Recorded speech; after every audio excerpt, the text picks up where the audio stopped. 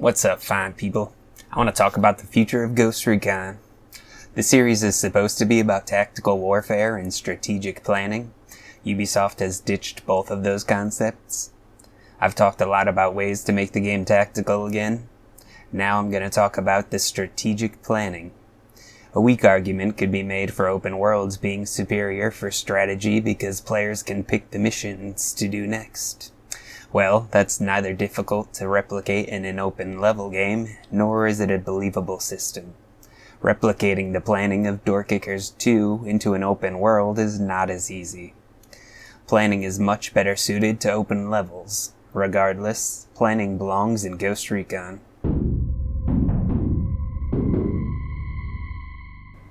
Guess what I'm gonna talk about? It's the classic Tom Clancy shooters again. Yay! They truly were something special, and they are not being revived by almost anyone. Black One Blood Brothers is the only game that seems to be trying to do it, though there are some other games that do pieces of them. Rainbow Six has a planning phase in its first 3 iterations. You outfit your team, set infiltration points, waypoints, rules of engagement, speeds, sectors, actions, and so on. It allows for all sorts of strategies. It makes the missions highly replayable. You can potentially uniquely execute the same plan 3 times because there are 3 fire teams available to the players. Rainbow Six and Rainbow Six 2 have mini-maps that show you where to go. Rainbow Six 3 has markers in the world on the HUD. All 3 games have a full map that show the full plan. Rainbow Six released in 98, Rogue Spear in 99, and Raven Shield in 2003. That's about 5 years of time, and 3 of the better tactical shooters were released. Psych! There were actually 4 released, as Ghost Recon was published in 2001. Though Ubisoft made Rainbow Six 3, but that means Red Storm made 3 of the better games of all time, and it was in about a 3-year span.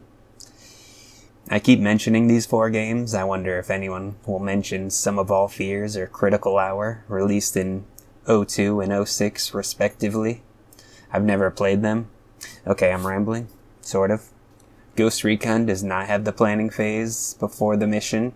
It does not allow you to set actions. However, you can still outfit your team, but it's not as customizable. After the mission starts, you can set waypoints, speeds, sectors, and rules of engagement. There are significant downgrades, but it's good to be able to adjust the plan on the fly. GRAW 2 on the PC has some depth compared to Ghost Recon 1's planning system, but it also has downgrades.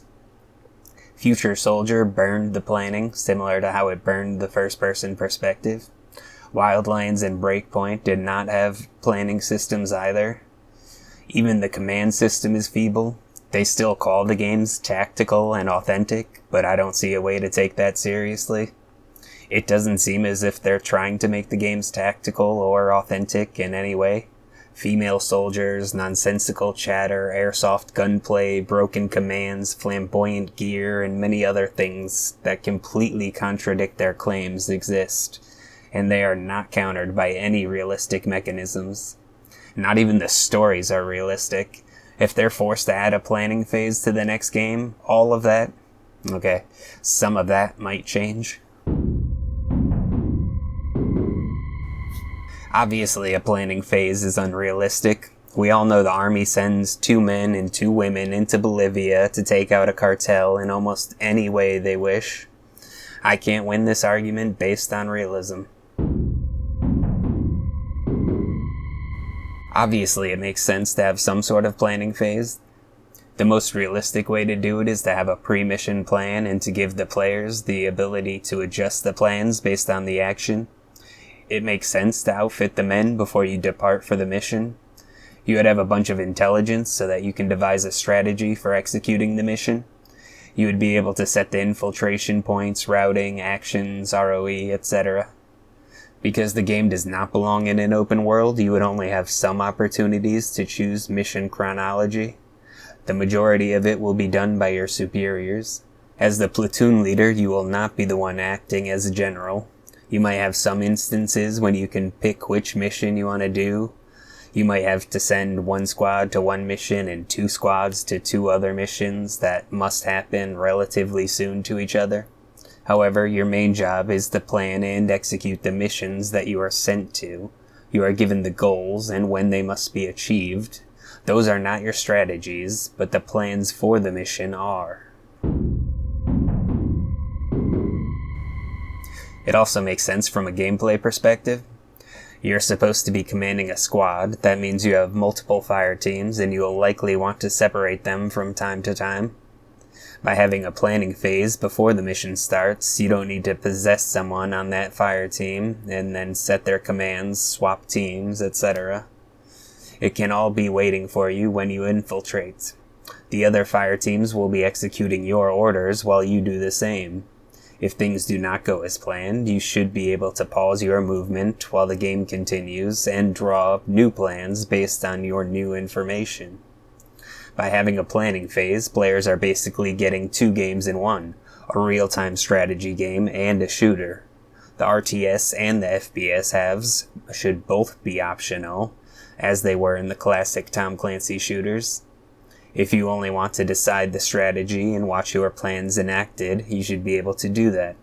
If you want to load a plan devised by the mission's designer or another player, or if you want to go in without a plan, and then play the action half of the gameplay, you should be able to do that. Before the modern audience cries too loudly, I think there should be an option for third person. In fact, I made a control scheme for gamepads, and it allows two types of third person, the body-locked kind found in Wildlands and the headlock kind found in Breakpoint. That reminds me of something I want to mention but haven't planned a video for. Free look belongs in Ghost Recon. I don't have it in my gamepad scheme. I don't know how well joysticks would work with it. I suppose it could have its own sensitivity. The forward lean or something else could be removed or moved to a menu so that free look would fit. Regardless, it should exist on PC. Planning would also be harder on consoles, but I think they have mouse support. Plus a mobile application could be linked to the game and used like a military ATAC system. Planning is fun. Since I mentioned the ATAC idea, I suppose I should talk about it. I have already suggested it to Blackfoot Studios, but they have a queer working there. Their game will never be polished, and I don't think they are capable of the task. If I could do it myself, I would be keeping quiet and doing that, because I truly think it could and should change gaming. Feel free to pay me. Make an application for Android and iOS, and whatever else you want. Make it so that you can link it with the game. Then players will open the app and draw the plans on their tablets or phones. When the players choose, the soldiers in the game will carry out the orders drawn in the app. I'm not aware of anything like this being done, and I think it would be absolutely amazing. It seems as if it would be as satisfying as the Microsoft Kinect was supposed to be. The only thing similar I can think of is Twitch integration. I think some horror games have that, and I know 7 Days to Die has it, but I'm not sure what can be done with it or how well it works. To conclude this tangent, I think Twitch integration could be good in almost any game, but I wouldn't limit it to Twitch. It could even be a part of the planning app, allowing people to watch the stream on any platform and send donations to impact the streamer's experience. So if you want a quick visual of what the planning phase should look like, you could look at Door Kickers 2. I know Black One Blood Brothers has a planning phase, but I haven't looked at it much, and it was ugly.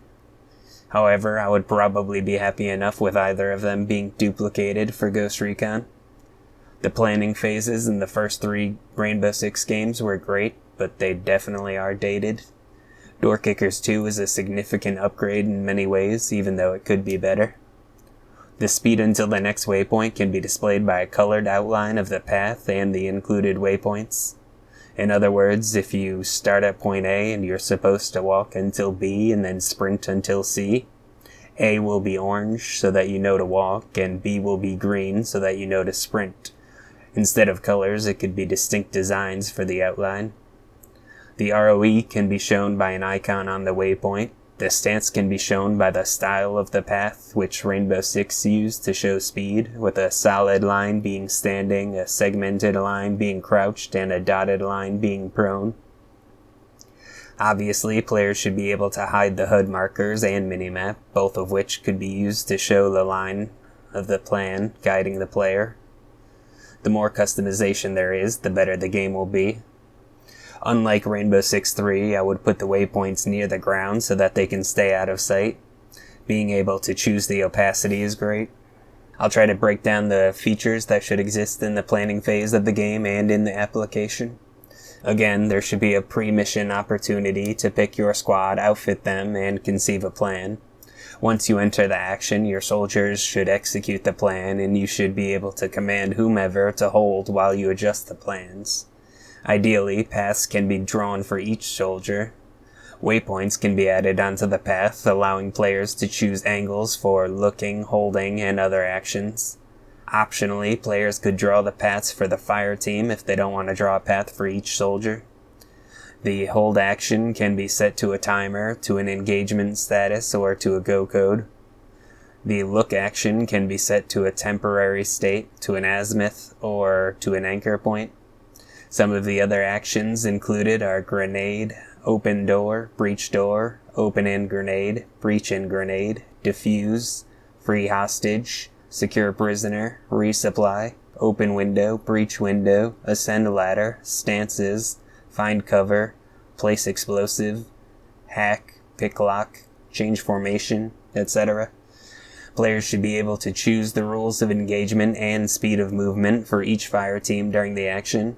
Players should have the option to edit the plan via the attack map. Of course, players would also have a command menu for directing allies from the first-person perspective. I think it would be great if players could switch to a different member of the squad and follow the plan as the 2-man or 3-man of the fire team. I get a lot of enjoyment from occasionally not being the leader, but being a subordinate. Again, players should be able to specify paths and viewpoints for each soldier, but it would be useful in case that option isn't included or the plan's designer only specified it for the fire team. Finally, I want to mention the ability to share plans. I already talked about it in the video about open levels, however, I need to mention it in this video. Plus, I'm pretty sure the open level video will be the most hated one. It only has 1 dislike at this moment, but I have a feeling that some stopped watching quickly. I don't look at analytics. People really think it would be a backstep to make Ghost Recon open level again. It's not. It's a sidestep. That's like saying Forza Motorsport is a backstep after Forza Horizon released. No, it's just a different type of game. Fortunately for them, motorsport fans didn't have their beloved series indefinitely derailed by an open-world arcadey spin-off. They get to enjoy motorsport. I think a lot of people understand that Splinter Cell should not be in an open world. It could work, but it doesn't belong. Yet, when it comes to Ghost Recon, some of those same people think it's appropriate when it's not. The suspension of belief is too demanding. Okay, I've been talking about the open world mistake for too long, but maybe I spent too long talking about the plans in the other video. It's even or something. Players should be able to share their plans, if only on PC, by sending the accessible files to their friends, as it was in the early Tom Clancy days.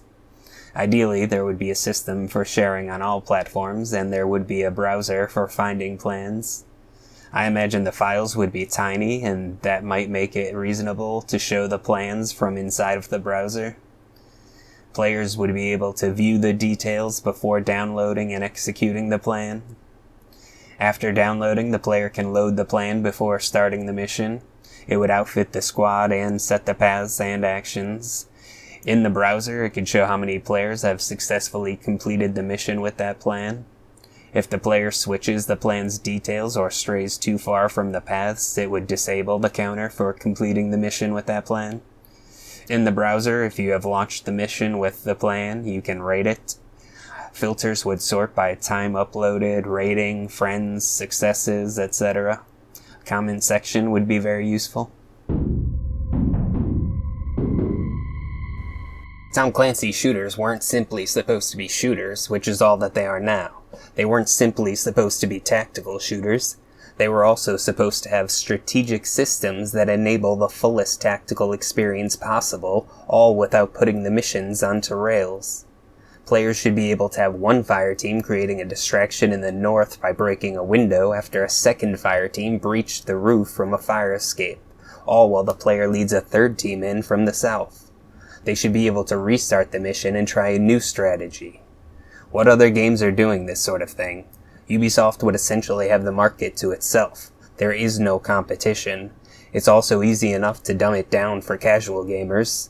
Add the ability to download plans made by other players, and it's as simple as following a pathway marked on the screen. Suddenly, casual gamers are executing endless plans that are as tactical looking as any movie or game they've seen before. It takes them out of the mindless numbing and places them into an enriching experience that can engage them unlike anything else they've encountered. Did you find my arguments convincing? No? Imagine how much better it would have been if I were better practiced at planning. A planning phase and attack map that properly functions, which is to say that it allows you to precisely command your squad, is not a replacement of the first-person commands, but they are supplemental. They complement this system by providing options and new possibilities. It allows you to quickly schedule a simultaneous breaching of a building. It allows you to rapidly plot a flanking route. It allows for meticulous commanding of your squad. A planning system allows for Ghost Recon to be Ghost Recon again.